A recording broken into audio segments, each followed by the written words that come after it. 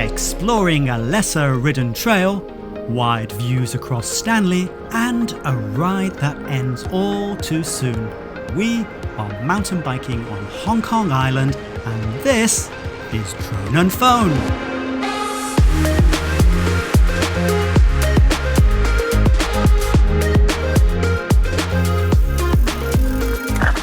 Hello and welcome to Drone and Phone. I'm Robbie, your bike trail guide. Today we're on Hong Kong Island to ride its most iconic trail, the Dragon's Back. Hey George, guess what? What? I've never ridden this trail before. Do you know what that means? No? I've got that good new trail feeling going on. Whoa! Let's go. In this series, I'm getting on my bike and exploring some of the best mountain bike trails Hong Kong has to offer.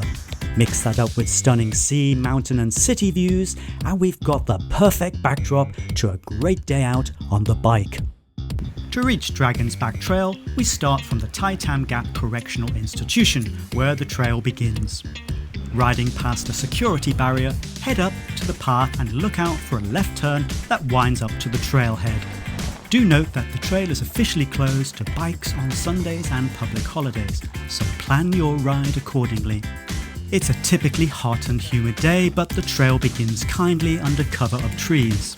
So far, it's an easy meandering ride with some sharp turns that are scattered with rock gardens. Oh yeah!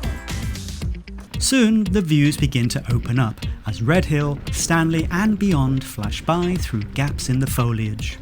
I'm a short distance into this ride and I've got to say it's a lovely trail. So many little rock gardens and turns that you've got to really navigate your way through carefully, and it's a great opportunity to practice your track stand skills. Brilliant. A few sections require you to get off and carry your bike across some impassable rocky sections. Oh, I can't do this. Most technical sections are rideable, but just watch out for your rear gear mechanism when navigating rocks.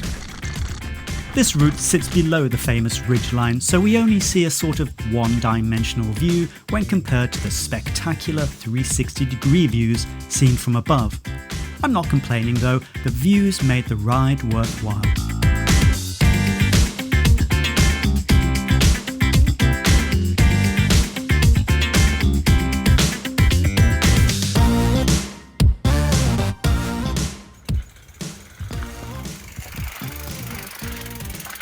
Well, as the sign clearly states, no bikes allowed. Now you could have ridden up the ridge line to Sheko Peak about 2 years ago, but the AFCD cancelled that route because of the popularity of the trail. So today, we're going to continue on to the end of the Contail Trail. Dragon's Back does offer some rare views, but I'll be honest, this isn't a trail I would ride often. It's certainly one that I can now tick off my bike bucket list. Given how short this trail is, it's worthwhile retracing the route back to Tai Tam Gap.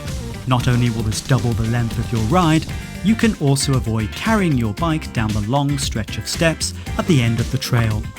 Today, I'm opting for the steps, followed by a road ride back to the city. Well, as you can see, I've changed positions on the bike. I was just enjoying the trail after that turn off for Sheko Peak, but now it's carry your bike time.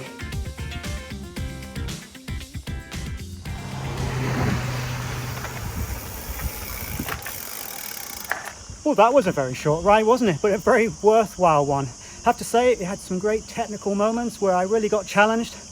But as it's so short, I'm going to sign off as well with a short piece of the camera. Don't forget to like and share this episode. And this is me, Robbie, signing off for Drone and Phone.